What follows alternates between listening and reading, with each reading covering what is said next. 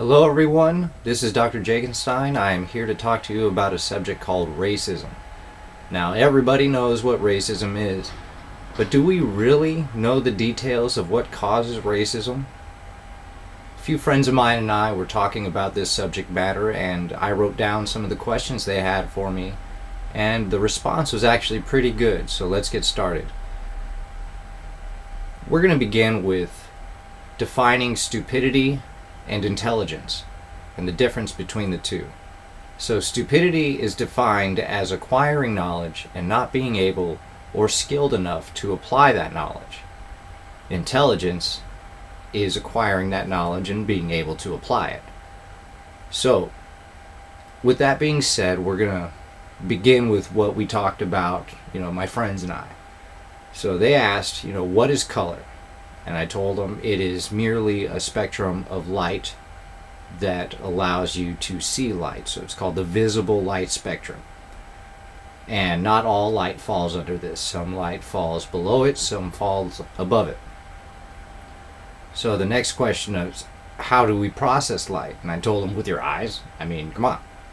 That's what processes light. Light goes through the lens and vibrates all these tiny hairs in your eye, and voila, your brain has information.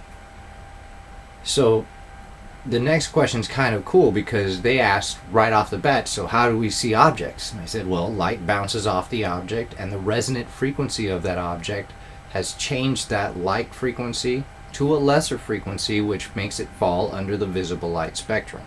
So that's how we see objects, is because light bounces off of it. So just because you can't see the object does not mean the object isn't there. So the next question is, what color is the human race? And I said, well, since objects don't exactly have color, they have a resonant frequency, then the color of all things would actually be black or the absence of all color.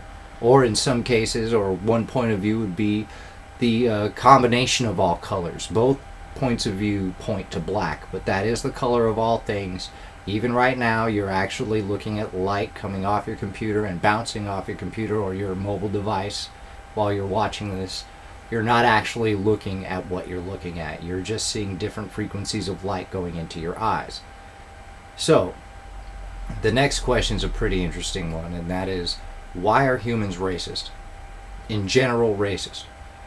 Well, that's actually a fear response in the brain that happens when you're only making a trust decision based off of one sense and only one sense. In racism's case, it's the eyes. So, when you look at someone and you're only looking at them and you see just their color, you might state, hey, I don't trust them. Not realizing it's merely because you are making a trust decision based solely off of sight. Whereas if you walked up to that person, shook their hand, talked to them for a little bit, you would actually be gaining data points from multiple senses, allowing your brain to be okay with that trust decision that you make. Whether or not it's good or bad, whether you trust them or not trust them, at least you will have enough information to validate that decision. If you don't do that and only go by a single sense, then you're actually going to activate the fight or flight response, and that is always a negative response no matter what you do. That's what we call racism. Now, I personally think racism should be thrown out the window and we should just look at it as racially prejudiced, because that's really what it is. We're being prejudiced due to somebody's resonant frequency.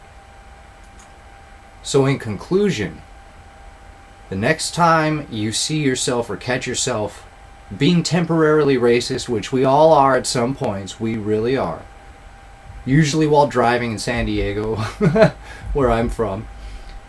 But, the next time we do, we need to stop and remind ourselves that we are making the wrong decision there. It's not a trust decision we need to be making. We need to assess things, and if we can't, we need to just throw it out the window and say, okay, I'm safe, everything is okay, I'm moving on until the next circumstance. But if you keep doing it, and you keep acting racist after watching this video, then you are essentially stupid. There's nothing we can do for you to help you, and you need to just accept that you're a big fat racist and that nobody really likes you, because no one really likes racists these days. Just so you know.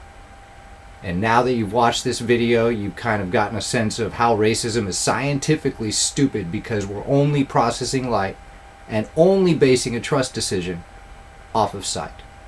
Thank you, everyone, and have a great night or day depending on when you're watching this.